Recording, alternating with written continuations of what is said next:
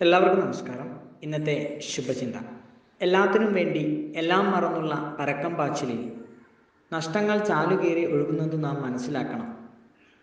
മനുഷ്യരായി ജീവിക്കണമെങ്കിൽ മനുഷ്യത്വം വളർത്തിയെടുക്കണം. മനുഷ്യരെ പോലെ ജീവിക്കാത്തവൻ വ്യാജ മനുഷ്യനാണെന്ന് ഷേക്സ്പിയർ പറഞ്ഞിട്ടുണ്ട്.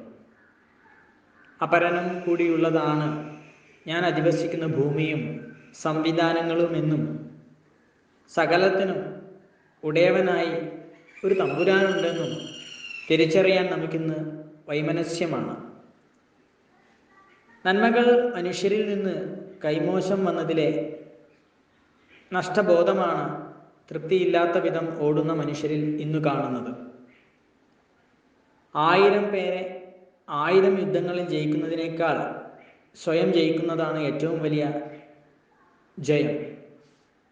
എല്ലാവർക്കും നന്മകൾ ഉണ്ടാകട്ടെ. എല്ലാവർക്കും ജീവിത വിജയം ഉണ്ടാകട്ടെ. നന്ദി, നമസ്കാരം.